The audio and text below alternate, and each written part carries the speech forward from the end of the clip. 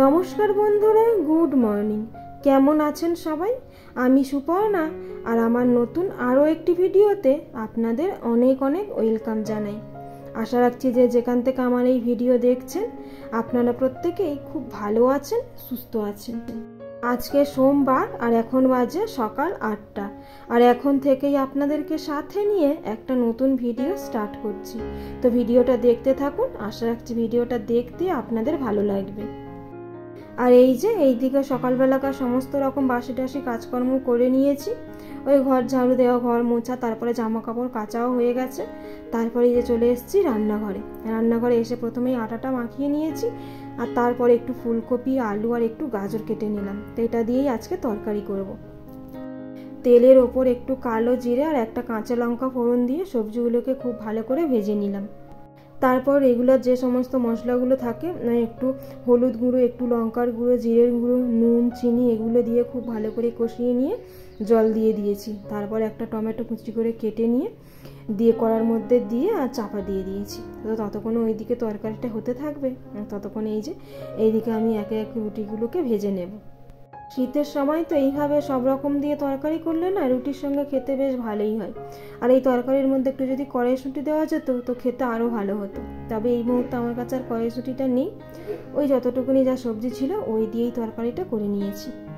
আর সবজি দিয়ে তরকারি তো একটু মিষ্টি মিষ্টি হবে, রুটির সঙ্গে খেতে বেশ ভালোই হবে। তো যাই হোক, এইদিকে একে একে রুটিগুলোকে ভেজে নিচ্ছি, আর ওই মাঝে মাঝে একবার করে তরকারিটা নেড়ে চেড়ে দিচ্ছি। আলুগুলো সেদ্ধ হলেই নামিয়ে নেব। তো অনেকটা হয়ে গেছে, আর বেশি বাকি নেই। তো এই যে এবার রুটিগুলোও ভাজা হয়ে গেছে, আর চাটাও চাপিয়ে দিলাম। আর এবার চাটা চাপিয়ে দিয়ে তারপরে খাবারটাও রেডি করে নেব। এই যে এইদিকে চাটা চাপিয়ে দিয়েছি, তো ওটা একটু ফুটবে ততক্ষণে এই যে এইদিকে আমি তরকারি রুটিটা রেডি করে নিচ্ছি। আর ওদিকে রিমিও উঠে গেছে, ব্রাশ করছে, আর ওর বাবাকে দিয়ে একেবারে আমরাও খেয়ে নেব। তবে আমি এখন চা খাবো, একটু পরে টিফিনটা খাবো। আর ওইদিকে ওই যে সকালবেলাকার খাওয়া দাওয়া কমপ্লিট করে নিয়েছি, তারপরে আবারও চলে আসলাম রান্নাঘরে। তো এই যে তরকারিটা গরম করে নেব। আর আজকে দুপুরে না তেমন কিছু রান্না বান্না করার নেই, জানেন। এই তরকারিটা কালকে রাতেই হয়েছিল, তো একটু বেশি করেই করে নিয়েছিলাম। রাত্রিরে খেয়েছি, আর ভাবলাম সকালবেলাও হয়ে যাবে। আর মাংসের তরকারি তো ঠান্ডার সময় খুব একটা অসুবিধা হয় না, ওই বাইরেই ছিল, তাই জন্য সকাল সকাল আগে তরকারিটা গরম করে নিলাম। তো তরকারিটা গরম করে টেবিলের উপর রেখে দিয়েছি। তারপরে এই যে ভাতটাও চাপিয়ে দিলাম। তো ভাতের মধ্যে দুটো কাঁচা টমেটো আর দুটো আলু দিয়ে দিলাম। ব্যাস, এই কাঁচা টমেটো আলু দিয়ে মেখে নেব। আর ওইদিকে মাংসের তরকারি তো ওই দিয়ে দুপুরবেলাটা হয়ে যাবে। আর আবার সন্ধ্যেবেলা তো রুটি পরোটা কিছু একটা হবে, তো এই জন্যই আর কিছু এবেলা করলাম না, তো এই দিয়েই হয়ে যাবে। তারপরে এই যে রান্নাঘরে এই সকালবেলাকার টিফিনের যে সমস্ত বাসনপত্রগুলো জমেছিল ওগুলো মেজে ধুয়ে পরিষ্কার করে নিলাম। আর দেখলেনই তো এদিকে রান্নাঘরের কাজটা অনেকটাই কমপ্লিট করে নিয়েছি। তো ভাতটা চাপিয়েছি, ভাতটা তো হতে টাইম লাগবে, ততক্ষণে আমি এই যে চলে আসলাম ঘরের বিছানাটাও গুছানো হয়নি, বিছানাটাও গুছিয়ে নেব। আর বিছানা গুছাতে আসলে অল্প যে ক্লিনিং ডাস্টিংয়ের কাজগুলো তো করতেই হয়, তো এই যে ওটাই এখন করে নিচ্ছি। আর রাস্তার পাশেই বাড়ি তো প্রত্যেক দিন একটু পরিষ্কার না করলে হয় না। মানে দরজা জানালা তো প্রায় সময় বন্ধই থাকে, কিন্তু তাও ওই যে ধুলোর তো কোথা থেকে যে আসে কোনো ঠিক নেই। তো ওই যে প্রত্যেক দিন ওই জন্য একটু অর্ধেক তো পরিষ্কার করে নিতে হয়। তো ওই যে ওইদিকে বিছানাটা গুছিয়ে নিয়েছি, আর তারপরে এই যে চলে আসলাম ড্রেসিং টেবিলের কাছে। তো এখানে তো সকালবেলা তার ড্রেসিং টেবিলের অবস্থাটা খারাপই থাকে, তো যেটা ইউজ করে তো এখানেই রেখে দেয়।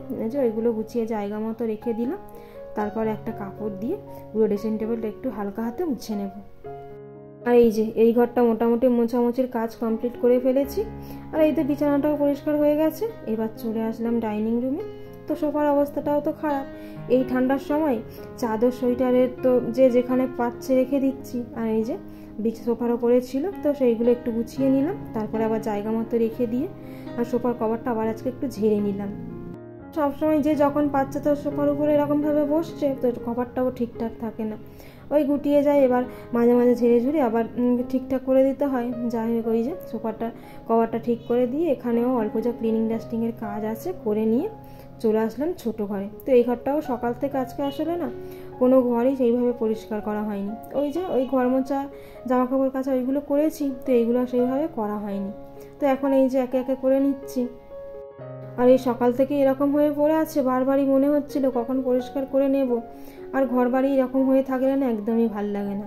চারিদিকটা একটু পরিষ্কার পরিচ্ছন্ন থাকলে দেখতেও ভাল লাগে আর কাজবাজ করতেও ভাল লাগে। তো যাই হোক, এই যে পামোচা টামোচাগুলো তাও সকালবেলা আর পাতা হয়নি, ঘর মুছেছিলাম। এখন এই যে পুরো ঘর পরিষ্কার করে নিয়ে পামোচাগুলো আবার জায়গা মতো দিয়ে দিলাম। আর এই যে চলে আসলাম আবার বারান্দাতে। তো এখানেও ওই যে জামা কাপড় এক গাদা এখানে সেখানে তো শুকানো হয়েছিল, তো গুছানো হয়নি, সেইগুলো এখন এই যে ভাঁজ করে নিচ্ছি, নিয়ে আবার জায়গা মতো রেখে দেবো। মানে জামা কাপড় গুছানোরও কোনো শেষ নেই আর ঘর গুছানোরও কোনো শেষ নেই। সারাদিনও যদি এই সমস্তগুলো করে থাকি তাও যেন ঠিকঠাক পরিষ্কার হয় না, আবার একটার পর একটা জমে যায়। তো এই করতে থাকি আজকে সারাদিন ধরে।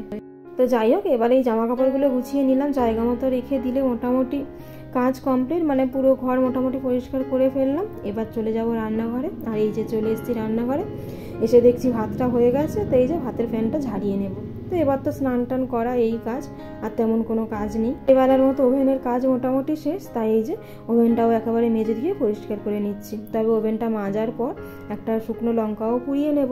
ওই যে কাঁচা টমেটো আলু সেদ্ধ দিয়েছি, ওটার সঙ্গে না কাঁচা লঙ্কা ঠিক ভালো লাগে না, একটা শুকনো লঙ্কা পোড়া বা ভাজা হলে বেশি খেতে ভালো লাগে। তো যাই হোক, ভিডিওটা আজ আর বাড়াবো না, এখানেই শেষ করব।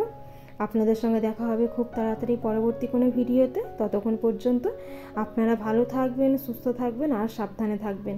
আর ভিডিওটি কেমন লাগলো কমেন্টের মাধ্যমে আমাকে জানাবেন। যদি ভালো লেগে থাকে তাহলে একটা লাইক করবেন, আর আমার চ্যানেলে যদি নতুন হয়ে থাকেন তাহলে চ্যানেলটিকে সাবস্ক্রাইব করে পাশে থাকতে পারেন।